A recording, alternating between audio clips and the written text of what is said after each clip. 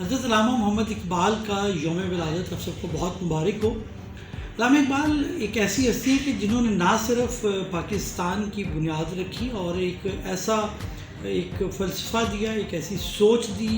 کہ مسلم ریاست کے علاقوں کو الگ کر دیا جائے اور ایک نیا وطن بنایا جائے۔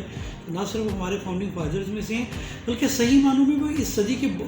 پچھلے چند ایک صدیوں کے بہت بڑے محقق ہیں اور مفکر ہیں۔ ان کی جو سوچ ہے، جو ان کا نظریہ ہے، ہمیں وہ سمجھنے کی ضرورت ہے۔ چاہے نظریہ خودی کی بات کر لیں یا نظریہ حرکت کی بات کر لیں، جس طرح سے وہ شاہین سے تشبیہ دیتے ہیں اور کہ شاہین کی صفات جس طرح سے بیان کرتے ہیں کہ انسانوں کے اندر ہونی چاہیے، اور سب سے بڑھ کے میں سمجھتا ہوں کہ انہوں نے جو مسلمان قوم کو یہ کہا اور اس پہ اظہار بھی کیا کہ مسلمانوں کو وقت کا امام ہونا چاہیے، ہر شعبے کے اندر لیڈ کرنا چاہیے، اور اس کے ہر شعبے کے اپنے علیحدہ کلاسیفیکیشن تو ہے ہی، لیکن جو 3 بنیادی انگریڈینٹ دیے، میں آج کے اس میسیج سے وہ ضرور قوم تک پہنچانا چاہتا ہوں، کیونکہ حضرت اقبال نے اپنے شعر میں یہ کہا تھا کہ جس میں یہ 3 چیزیں ہوں گی تو وہ